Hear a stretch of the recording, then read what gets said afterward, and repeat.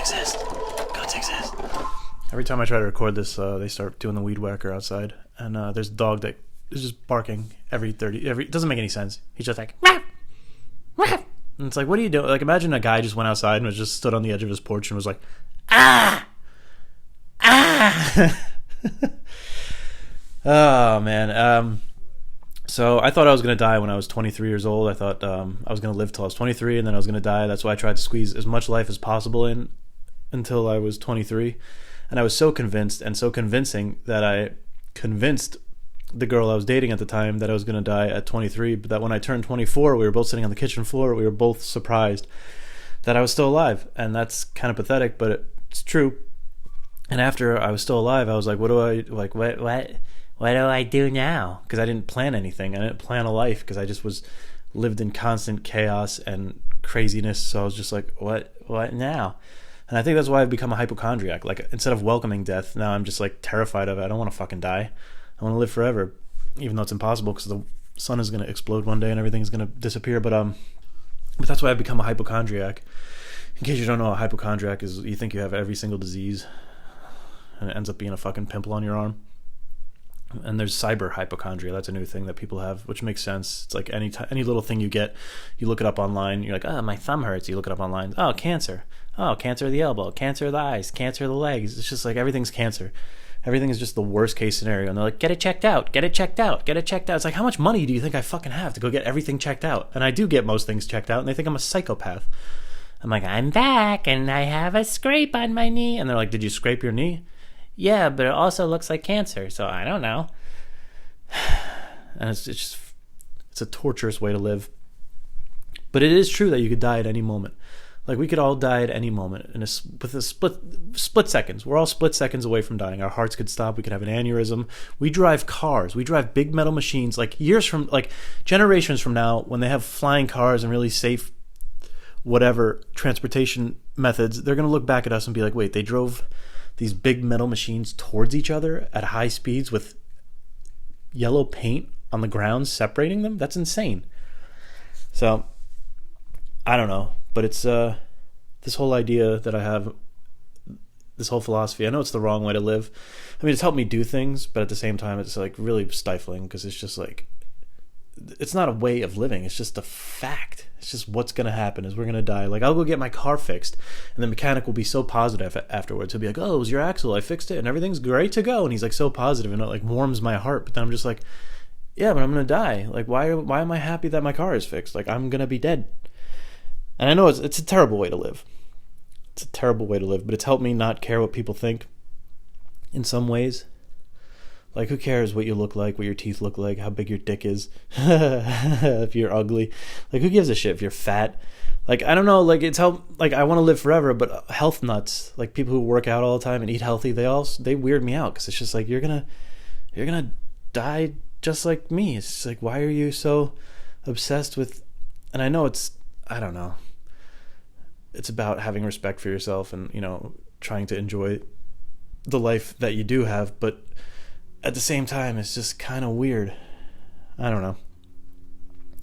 But I think I've concluded, as lame as it sounds, that I think it's important to find somebody else to be with in this world, to fall in love with, like, passionately, not just like a lame relationship where you're like, hey, we're together and we do things and blah, blah, blah, blah. No, I think it's important to just like really fall for somebody, like head over heels.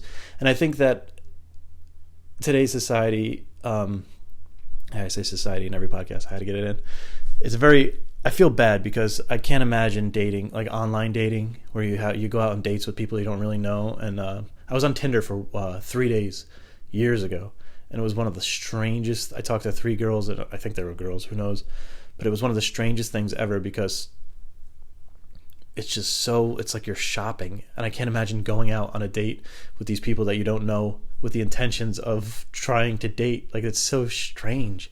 It's so fucking weird. It's like you go to the grocery store and you're like looking at different cans of oatmeal and you're like, I think I'm going to pick this one, not this one. And you put that one back. And imagine being the person that gets put back.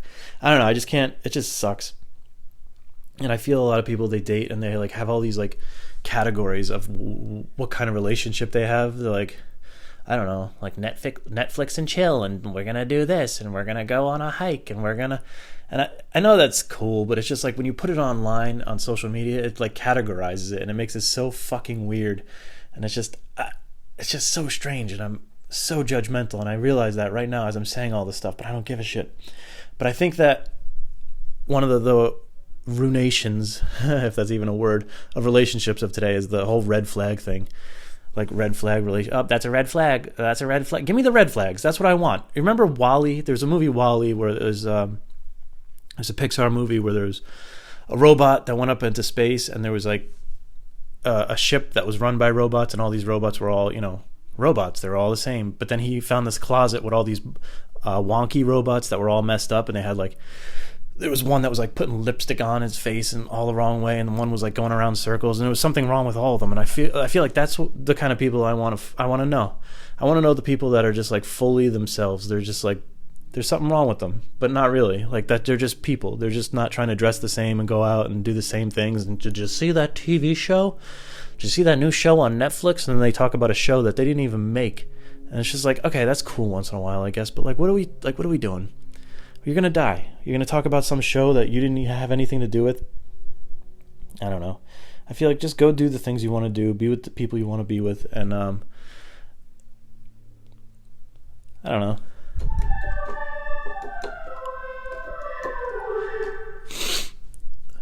I guess am I giving advice right now? What is this? It was supposed to be funny. I had plans in my head of being funny about death and how death is imminent. But now I'm sounds like I'm giving advice, but maybe I am. I'm a walking contradiction. But I think that it's important. That's what I've learned. It's important to just do the things you want to do. Unless, you want to kill somebody, don't do that. But it's important to, I mean, and a lot of other things. I was just about to go down the list of things not to do, but just have some fucking common sense. But I think it's important to just be the person, unless you're a serial killer, but it's important to be the person that you want to be.